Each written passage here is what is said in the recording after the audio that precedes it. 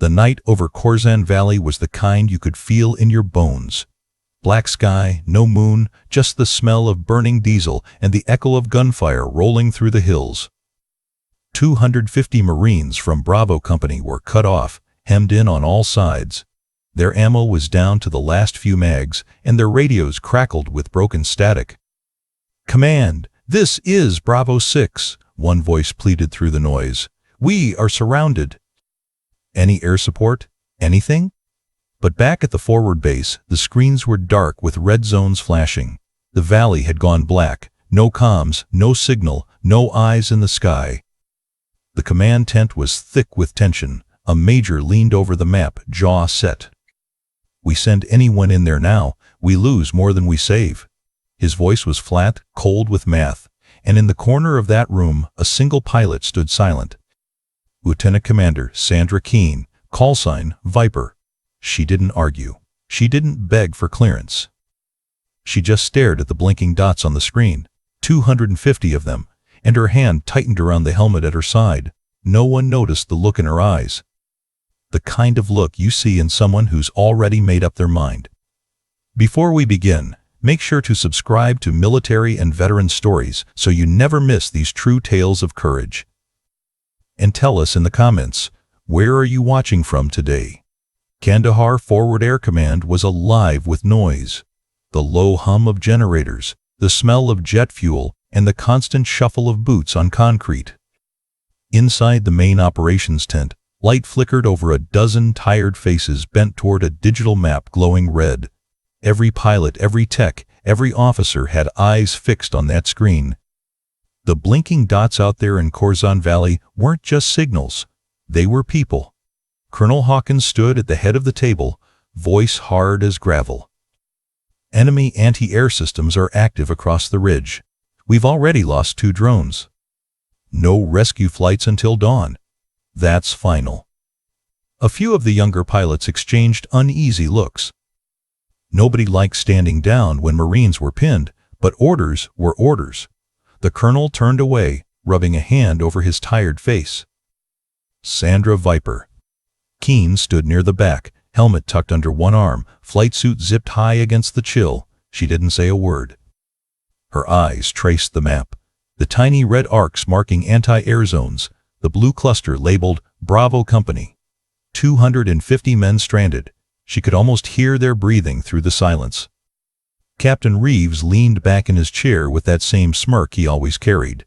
"No offense, Viper, you're great at supply runs, but this isn't grocery delivery." A ripple of laughter went around the table. One of the ground crew chuckled, another looked down, pretending not to smile.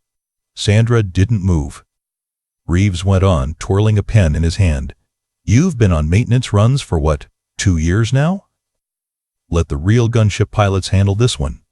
The colonel gave him a sharp glance. "Enough, Captain, but the damage was done." The chuckle still lingered, soft and mean. Sandra looked down at her glove, thumb brushing the edge of a small tattoo on her wrist. A pair of wings and 3 initials, faded with time, JTW, her old co-pilot. The one she'd lost in Oman, back in 2017. The reason she'd been grounded for a year.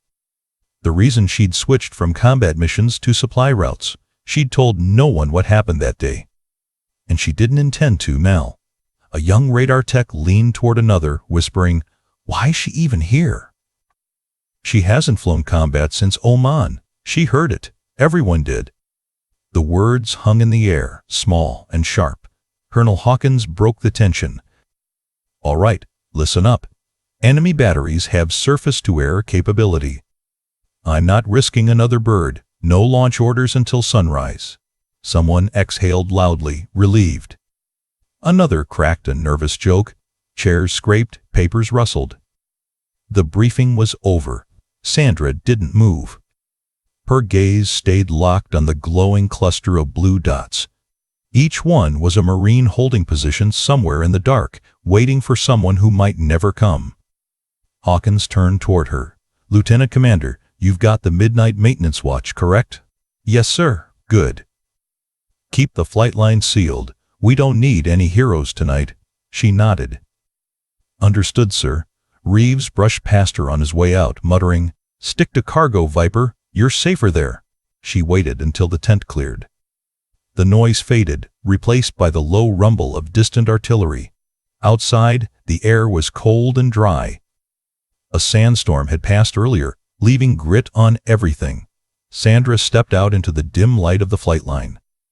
Rows of gunships sat like sleeping beasts under tarp covers, their metal skins still warm from the sun. She ran her hand along the nose of her Hawk 11, the same aircraft she'd flown the night JTW was killed. Same patch on the side. Same dent in the tail she refused to repair. Grocery delivery, she whispered, shaking her head. She looked toward the north horizon. The faint orange glow in the distance wasn't dawn, it was fire. Somewhere out there, Bravo Company was fighting to stay alive. Inside the control tower, she could see silhouettes moving, officers reviewing satellite feeds, others pouring coffee, already convincing themselves nothing more could be done. Sandra stood alone beside her aircraft, eyes narrowing against the desert wind. The laughter still echoed faintly in her ears, but beneath it was something else. That quiet, steady voice she'd carried since Oman. The one that had never gone silent. She rested her palm over the tattoo on her wrist and whispered to the night, "Not this time." Then she turned, heading for the hangar bay, boots striking the concrete in even rhythm. Every step measured. Every breath calm. The base lights flickered once as the generators kicked higher. Somewhere inside, the warning alarms blinked. Nothing serious, just another power surge. But for the men out there in Khorasan Valley, the clock had started ticking, and Sandra Keene, the so-called supply pilot, was about to remind every man in that command post what it really meant to fly into the fire. The command tent smelled of burnt coffee and stale air. Maps covered every inch of the briefing table, red and blue lights blinking like heartbeats across the dusty screens. The noise of printers, distant engines, and the occasional burst of static filled the silence no one dared to break. Lieutenant Commander Sandra Viper Keene stood quietly near the back, helmet under her arm, gloves still on. She'd been standing there for nearly an hour, not because anyone had asked her to, but because she couldn't walk away. Colonel Hawkins sat at the head of the table, his voice firm but heavy. "No flights in or out until dawn," he said again, slower this time, as if the words needed weight to sink in. "I know what's out there. I know who's out there. But we've lost 2 aircraft already, and I'm not losing a third." "That's final." No one answered. The air hummed thick with quiet resignation. A few officers shifted in their seats. The hum of the generators seemed louder than before. Sandra stepped forward. "Sir," she said softly, "they'll be dead by then." Every head turned. The colonel didn't raise his voice. He didn't have to. "That's an order, Lieutenant Commander." She stood there for a moment, meeting his eyes. Hawkins had known her for years, from training rotations, from after-action reviews, from the quiet evenings when they both stayed late at the hangar because neither one could quite leave the noise of war behind. There was respect between them, but tonight it was buried under fear and command. He saw something in her expression, something that made his jaw tighten. "Keene," he said quietly, "I know what you're thinking. Don't." But she didn't answer. The silence stretched, broken only by the tapping of a radar tech's keyboard. The red cluster on the screen pulsed slowly. Bravo Company, 250 Marines surrounded in the northern valley. She looked at those lights as if they were faces, men she didn't know. Voices she'd never heard, but she could imagine the fear in them, the exhaustion, the helpless waiting. She'd heard that same silence once before, in Oman, the night JTW went down. The radio static, the unanswered calls, the waiting for rescue that never came. Not again. Her chest tightened as she whispered it under her breath. "Not again." She turned away from the table and started toward the exit. "Lieutenant Commander," Hawkins barked, standing up. "Where are you going?" "To check my bird," she said evenly. "You ordered me to keep the line sealed." He narrowed his eyes. He knew she was lying. He also knew there wasn't a single thing he could say that would stop her once she'd made up her mind. "Keene," he said, softer this time, "don't make me write your name on a report." She paused at the door, helmet under her arm, the faint light of the radar board painting her flight suit in red. "Then don't, sir." She walked out. The desert air hit her like a wall, dry, sharp, endless. The wind carried the faint smell of oil and heat. Floodlights swept across the tarmac, where rows of aircraft slept under the night sky.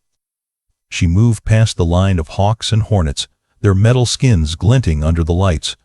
A few mechanics were still working, patching bullet holes, checking fuel lines. They nodded as she passed. One of them, Sergeant Cole, stepped forward. "Ma'am," he said, "we're grounded till sunrise. That's straight from the colonel." She stopped beside her Hawk 11, resting her hand on the side panel. The paint was chipped, scarred from years of service. She'd flown this one through storms, through sand, through hell itself. "Fuel her," she said quietly. "Ma'am, fuel her and arm her." "Full payload." Cole hesitated. "Lieutenant Commander, that's—" "An order," she finished, looking him dead in the eye. "From me." He swallowed, then nodded. "Aye, ma'am." She climbed up onto the wing, slipping into the cockpit with practiced ease.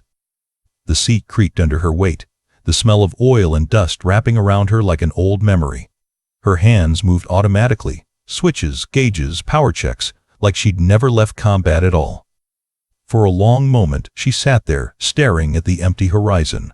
In her headset, the distant chatter of the command room buzzed faintly. They were still debating, still counting risk and cost, still hesitating. Her fingers brushed the photograph taped to the dash, two pilots standing beside their gunship, grinning like they owned the sky. The man beside her had his arm slung over her shoulder, name patch reading LT. James T.T. Walker, JTW. He'd died in her arms in Oman, fire in the sky, radio silent. She'd sworn she'd never let it happen again. Her voice came out barely above a whisper. "You'd hate this, Jimmy. All talk, no action." She flipped the master switch. The cockpit came alive in green glow. The first rotor spun, slow and deliberate, slicing the desert air. Inside the tower, a voice shouted, "Keen spinning up." Another voice followed, "Get her on comms now." She ignored them. Her breathing slowed, the hum of the engine steadying her pulse. "Tower control, this is Hawk 1 requesting clearance." Silence. Then, "Denied." "Repeat, Hawk 1-1, denied. You are not cleared for takeoff." Sandra keyed her mic again. "Copy that." She paused, then added quietly, "But I'm not asking." The second rotor kicked in, dust swirling across the pad. A few crewmen scrambled to take cover. Cole ran forward, waving his arms. "Ma'am, orders are to stand down." She gave him a small nod through the glass, eyes calm. Then her voice came through the intercom, soft but unshakable. "Tell the colonel, I'll be back before sunrise." As the Hawk lifted, sand tore through the night. The sound rolled across the base like thunder. Inside the command tent, Hawkins stood motionless, headset pressed to his ear. "Keen," he said slowly, "you shut that bird down right now. That's a direct order." Her voice crackled through the static, faint, calm, almost peaceful. "Understood, sir, but if I don't make it back—" She hesitated for the briefest second. "Send flowers to the memorial wall." The line went dead. Outside, the gunship banked east, slicing through the darkness. Hawkins slammed his fist against the table. God help her. No one in that tent said a word. Out over the black expanse of Khorasan Valley, the night opened wide, and the lone silhouette of Hawk 11 disappeared into the storm, chasing the faint echo of gunfire. She was breaking every rule, disobeying every command, risking her career, her life, her name. But in her mind, she could still see those blue dots blinking on the map, hear the panic in the Marines' voices, feel the weight of the last man she hadn't been able to save. And as she flew straight into enemy airspace with nothing but instinct and faith, Sandra Keen whispered to herself the same words that had started it all. Not again. The radio crackled, but she didn't answer. The engines roared louder, slicing through the desert silence. For the first time in years, she felt alive. The hangar bay burned bright under floodlights, metal gleaming like silver beneath the desert night. Engines whined in the distance, the smell of fuel thick in the air. Mechanics moved between shadows, their voices low, their faces tight with confusion. Sandra Keene walked straight through them, calm, steady, eyes focused ahead. Her flight suit brushed against the cold skin of the aircraft as she stopped beside her Hawk 11 gunship. The crew chief, Sergeant Cole, jogged toward her, head set crooked on his neck. "Ma'am, you can't go up." Clearance denied. Colonel's orders. She didn't even slow down. "Then don't log it," she said. Cole froze. "Excuse me? You heard me. If there's no record, there's nothing to deny." She climbed the ladder to the cockpit, boots ringing against the metal. The engine sat quiet, heavy with potential. She slid into the seat, strapped in, and started running checks, hands moving like they'd been waiting years to do this again. Cole stood there in disbelief. "Ma'am, you'll be court-martialed." Sandra looked down at him through the glass. "Then make sure the report's spelled right." The first rotor spun up with a deep hum. Dust kicked across the tarmac. Mechanics ducked and shielded their eyes as the wind lifted their caps. The aircraft came alive, lights blinking, power systems surging, the cockpit glowing green. Inside the command tent, alarms flickered. Radios burst to life. "Keene, shut it down. That's a direct order." Her headset crackled with Hawkins's voice, sharp and angry. She pressed the transmit switch calmly. "Copy that, sir. But if I'm not back in 30 minutes... She paused, voice lowering to almost a whisper. "Send flowers." Then she released the mic and pushed the throttle forward. The rotors roared, spinning faster until the dust became a storm. The air shimmered around her, the desert itself lifting beneath the force of the Hawk's engines. Cole took a step back, hand over his face, shouting over the noise. "Godspeed, ma'am!" She gave a short nod, eyes forward. The runway stretched out ahead, a narrow ribbon of concrete leading into the dark. The Hawk lifted off the ground, hovering for a heartbeat, then surged upward, cutting through the floodlight haze. The dust storm swallowed her whole, the sound fading into the distance, a low, defiant thunder rolling toward the horizon. Back in the tower, the radar tech whispered, "She's really doing it." And no one in that hangar moved for a long time. They just stood there, staring at the empty sky, knowing they'd just watched a woman break every rule the military had, not for pride, not for glory, but for 250 Marines still waiting for a miracle. The Khorasan Valley was alive with chaos. Fire streaked the night sky, tracer rounds tearing red lines across the darkness. Smoke rolled off the ridges, heavy and black, carrying the smell of burning oil and iron. Down below, the last of Bravo Company fought to stay breathing. Rifles glowing hot, dirt and blood mixed into the same color. Flares cut through the haze, red for the wounded, green for the perimeter. Each one painted the sky like a desperate heartbeat. From the north, a low rumble grew louder. It started as a whisper, then a roar. The Marines looked up. Through the clouds of smoke, a silhouette emerged, twin rotors slicing through the dust, searchlights burning down through the night. "Who the hell is that?" a Marine sergeant shouted, shielding his eyes. The lieutenant beside him stared up, disbelief written all over his face. "That's Viper," he said quietly. "She came for us." The Hawk 11 gunship dropped fast, cutting through enemy flak like a blade. Shards of tracer fire arced around her, orange, white, deadly. Sandra held the stick firm, teeth gritted, hands steady as the aircraft bucked in the turbulence. The radio buzzed with static and panic. "Bravo 6, this is Viper," she said calmly. "I've got visual." Pop smoke for extraction. A voice cracked through the noise. "Viper, you can't land here." "The zone's hot." "Yeah," she said, eyes narrowing. "I noticed." She dove lower. The ground rushed up fast, too fast, but she kept her course. Machine gun fire ripped across the valley floor.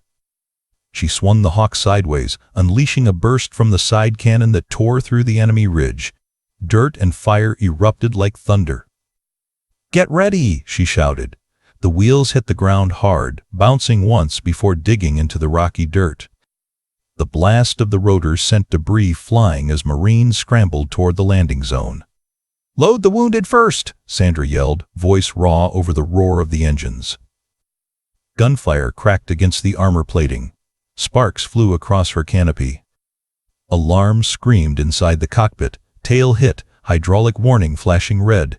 Come on," she muttered, fighting the controls. Outside, Marines dragged the injured across the dirt, throwing them into the open ramp. The crew chief at the rear waved them forward, shouting names lost in the noise. "Go, move it!" Enemy rounds ripped into the tail again. A warning siren blared. "Tail's compromised," the crew chief yelled. Sandra gritted her teeth. "Hold that door. We're leaving no one behind." The Hawk trembled under the impact. One of the side panels burst into sparks, flames licking up the rear vent. Sandra fought the stick, eyes locked on the instrument cluster. A Marine climbed aboard carrying another man over his shoulder, blood streaking down his sleeve. He turned and fired one last burst into the darkness before throwing himself inside. "We're full," the crew chief shouted. "That's everyone." "Negative," Sandra snapped. "I've still got heat signatures near the ridge."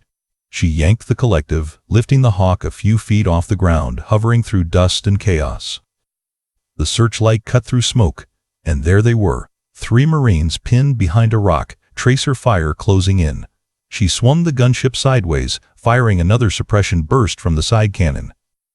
The explosions rocked the valley floor. "Move," she shouted into the mic. "You've got 15 seconds." The 3 Marines sprinted through the haze, diving into the back as the ramp began to lift. The last man's boot barely cleared the edge when she slammed the throttle forward. The Hawk 11 surged upward, engines screaming in protest. Flames licked the tail, alarms flashing red across the board. "Viper, you're hit bad," someone called over the comms. "You're not going to make altitude." Sandra's hands never left the controls. "Watch me." The gunship shuddered as it climbed. She could feel every vibration through her seat, every cough of the engine. The smell of burning metal filled the cockpit. Her co-pilot's voice cracked through the static. "Tail rotors failing. Then we keep flying crooked," she said, eyes locked ahead. Below, the valley disappeared into black smoke. Above, the stars were faint, cold and distant, but still there. Inside the hold, wounded Marines held onto whatever they could grab. One of them looked toward the cockpit and whispered through bleeding lips, "She's actually doing it." Sandra's voice came over the intercom, steady as a heartbeat. "Everyone hold tight.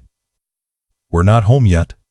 The Hawk pushed higher, the burning tail glowing like a comet behind her. Enemy tracers tried to follow, but the gunship climbed beyond their reach. Back at the base, the radar screen flickered with a single green blip moving out of the kill zone. "Sir," a tech whispered, "Viper's clear of the valley." In the cockpit, alarm still screamed.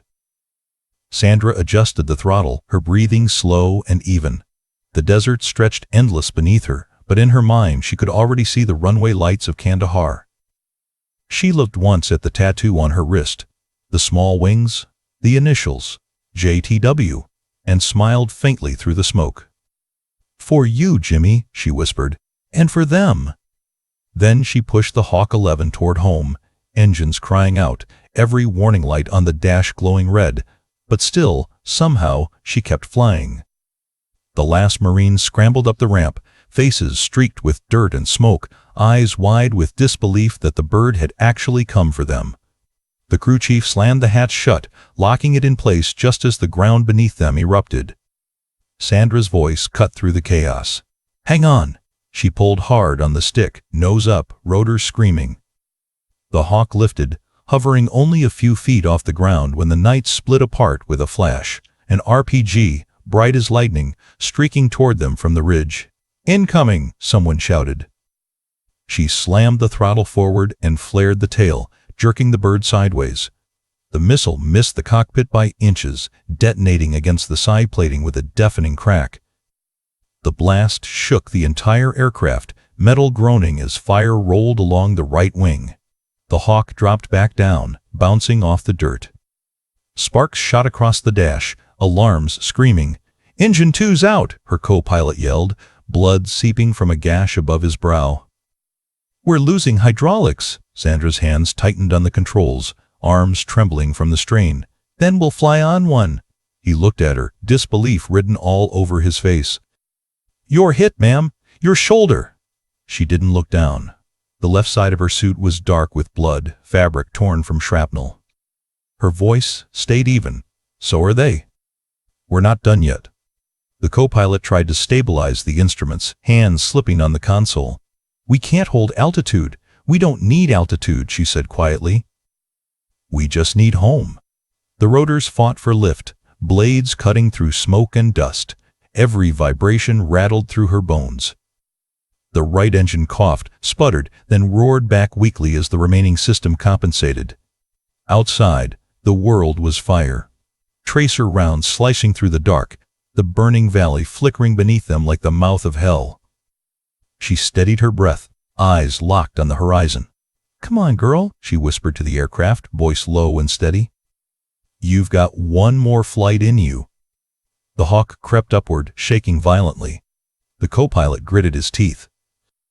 "We're flying sideways. Doesn't matter," she said. "We're flying." Behind them, Marines clung to straps and cargo rails, holding on to one another. The wounded lay across the deck, their faces pale, the floor slick with dust and blood. One of them looked toward the cockpit, whispering a prayer. Sandra caught the faint reflection in the glass, the faces of the men she'd come for. Not soldiers on a screen this time. Not dots, blinking red and blue. Real men. Alive. A surge of static cut through her headset. "Viper, do you copy?" The voice was distant, broken. "Viper, this is Base Command. Respond." She pressed the comm switch with her thumb. "All souls aboard," she said softly. "Coming home."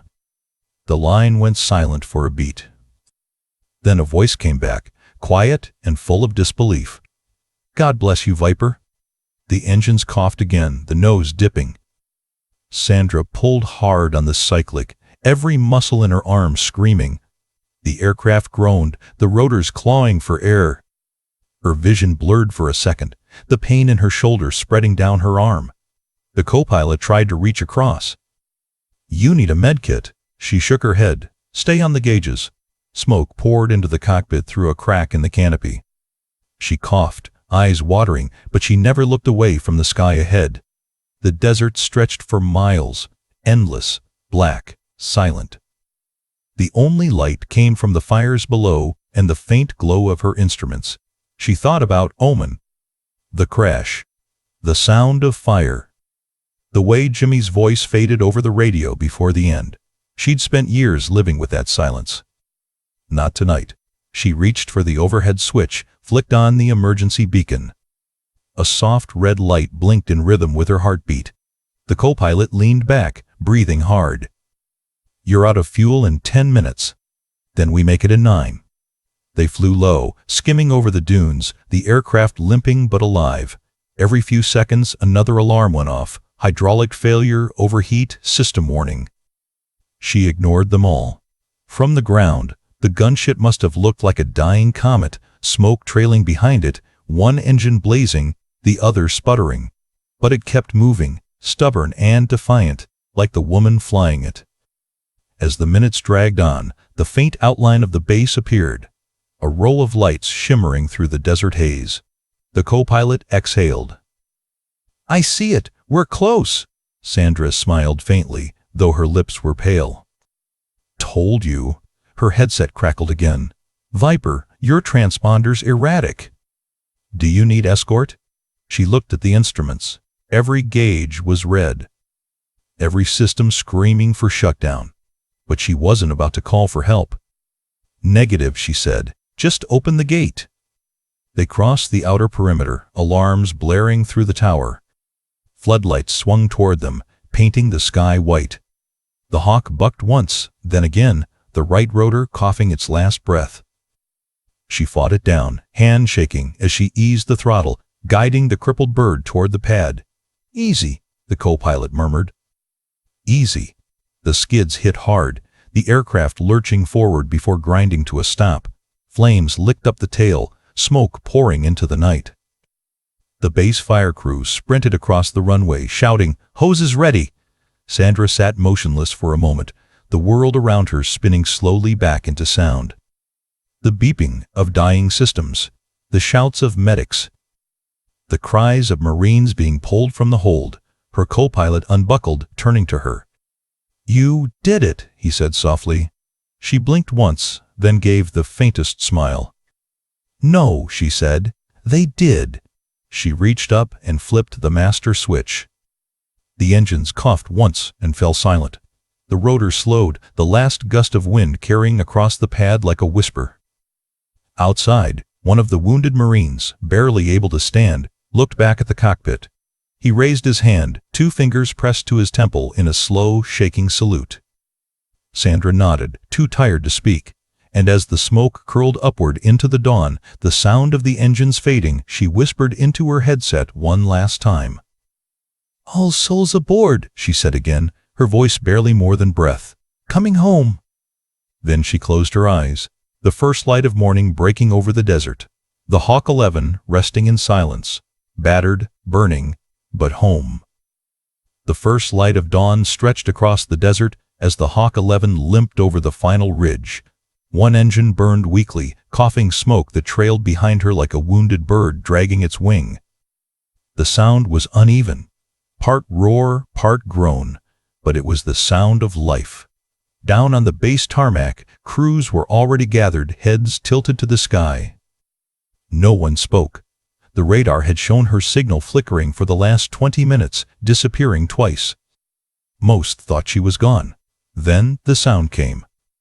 Deep, low, familiar. The Hawk broke through the haze, wobbling as she descended. Her landing gear groaned under the weight, and the moment the skids touched the ground, one of the rotors gave out with a loud metallic snap. Sparks scattered across the runway. The bird settled hard, shaking once before falling still. Smoke drifted up into the dawn light. For a few seconds, there was silence. Then the rear hatch opened. One by one, the Marines climbed out, staggering, bloodied, limping, but alive. Medics ran forward, guiding them toward stretchers, checking pulses, counting heads. Some of the men refused to lie down until they were sure others made it out too. At the edge of the crowd, Colonel Hawkins stood motionless, cap in hand. His officers waited behind him, faces pale. Captain Reeves was there too, the same smirk from last night gone, replaced by something he couldn't name. Then they saw her. Sandra Keene stepped down from the cockpit, slow and steady, boots hitting the ground with the weight of exhaustion. Her face was streaked with sweat and dust. One side of her flight suit was dark with blood, shoulder bandaged with a torn strip of gauze. The wind caught her hair, blowing it across her face as the last rotor turned lazily behind her. She didn't look like a hero. She looked like someone who'd given everything she had, and then a little more. The medics started toward her, but she waved them off. "Take care of them first," she said quietly. Her voice was hoarse from the smoke, almost a whisper. A young Marine, barely 20, shaking from adrenaline, stopped in front of her. His lip quivered as he tried to speak, but the words wouldn't come. Instead, he just nodded once and whispered, "Thank you, ma'am." Sandra gave a tired nod back. "You did your part," she said. "That's all that matters." The wind carried the faint smell of jet fuel and sand. The last of the rotor blades slowed, creaking as they came to a stop. Colonel Hawkins started walking toward her, his steps slow, deliberate. The staff followed a few paces behind, unsure what to do or say. She stood where she was, straight-backed, eyes steady. Her hands were trembling slightly, but her expression never wavered. Hawkins stopped a few feet away. The morning light caught the deep lines on his face, the look of a man who'd spent the whole night living with a choice he couldn't undo. For a long moment, he didn't speak. Neither did she. Then he took off his cap. Every sound on the tarmac seemed to fade, the shouts, the stretchers, the hum of engines, until all that remained was the wind brushing over metal. The colonel straightened his shoulders, looked her dead in the eye, and raised his hand to his brow in a slow, deliberate salute. Sandra didn't move at first. She just stared, disbelief flickering behind her tired eyes. Then, finally, she returned the salute. crisp and steady, though her arm shook halfway up. The same men who had laughed the night before stood silent now, their eyes fixed on her. No one dared speak. Some of them swallowed hard, others just stared at the ground. Captain Reeves, the one who'd called her a supply runner, stepped back, removing his own cap. For once, there was no trace of ego in his face. The colonel lowered his hand. "You disobeyed every order I gave," he said quietly. "Yes, sir," she answered, her tone even. He paused, then nodded slowly. "And you brought them all home?" Her lips curved, just slightly. "That was the job, sir." He said nothing more. He didn't have to. Hawkins turned toward the gathered men. "Get those Marines to the infirmary. And someone make sure that Berg gets patched up." His voice cracked on the last word. As he walked past her, he stopped again, just for a second. "Lieutenant Commander," he said under his breath, "you remind this old army man what courage still looks like." Sandra said nothing. She just looked toward the Hawk 11, her aircraft, scarred, burning, but still standing. The first rays of sun stretched over the mountains, washing the desert gold. The rotor blades finally stopped, their reflection flickering in her eyes. She drew a long breath, the kind that carried both relief and pain. Around her, the base returned to motion, medics shouting, stretchers rolling, engines warming up. But for her, time had gone still. She touched the edge of her tattoo, the wings and initials faded but still there, and whispered softly, "We're home, Jimmy." Then she turned toward the wounded being loaded into trucks, walking slowly beside them. The pilot who'd ignored orders risked her life and earned a respect that didn't need words. No music, no applause, no headlines. Only the steady wind through the valley, and the silence that follows when heroes finally come home. The medics moved fast, their voices blending with the low rumble of engines across the flight line. The air was heavy with dust and the metallic taste of smoke. Marines sat on stretchers, faces gray with exhaustion, eyes glassy with disbelief. Some clutched their helmets, others just stared at the ground, still trying to understand what had happened. Sandra stood a few steps away from them, hands on her knees, catching her breath. The dawn light painted her flight suit in gold and ash. Her shoulder throbbed, but she didn't notice. All she saw were the men, alive, every one of them, climbing out of that burning Hawk 11 and standing under the open sky again. A young Marine, barely old enough to shave, limped toward her. His arm was wrapped in a bloody bandage, his uniform torn, eyes full of awe and confusion. He stopped just in front of her, voice soft and uncertain. "Ma'am, why'd you come alone?" Sandra looked at him for a moment, then turned her gaze toward the horizon. The sun was just breaking over the desert, long rays stretching across the dunes, touching the smoke rising from her crippled gunship. Her voice came quiet, calm, like the wind itself. "Because I still had fuel," she said, eyes fixed on that soft orange glow, "and they still had a chance." The Marine didn't answer. He just nodded once, slow and full of respect. Then he saluted her, not out of regulation but gratitude, before turning toward the medics waiting by the trucks. Sandra stood there alone for a while longer, her shadow stretching long across the tarmac. The rotors behind her were silent now. The engines cold, but the echo of their roar still hung in the air like a memory that refused to fade. She reached up, fingers brushing the small tattoo on her wrist. The wings and the initials, JTW, and a faint smile crossed her face. Somewhere deep inside, she could almost hear his voice again, laughing through the static, saying, "You did it, Viper! You brought them home!" And in that moment, with the dawn climbing higher and the desert turning gold, she finally allowed herself to breathe. Narration faded in softly, steady, human, proud. Respect isn't given by rank or ribbon, it's earned when you fly into the fire for those who can't. Then the screen would fade to black, the sound of distant rotor blades whispering through the wind, a reminder that somewhere, someone like her was still flying. The camera drifts through the hangar as the light softens, falling across tools, helmets, and the quiet frame of the Hawk 11 resting in silence. Dust dances in the golden glow. On the workbench, her gloves lie folded neatly beside her helmet. The camera moves closer, to her hand resting on the edge of the wing, the small tattoo visible again, JTW. The initials that told the story behind every flight she ever took. The sound of rotor blades fades into a low hum, almost like a heartbeat. Then comes the voiceover, calm and steady, the kind that feels like it's speaking straight from one soldier's soul to another. If you'd salute her too, leave one in the comments. And remember, honor doesn't follow orders, it leads them. The screen fades to black, leaving only the echo of the engines and the silence of respect.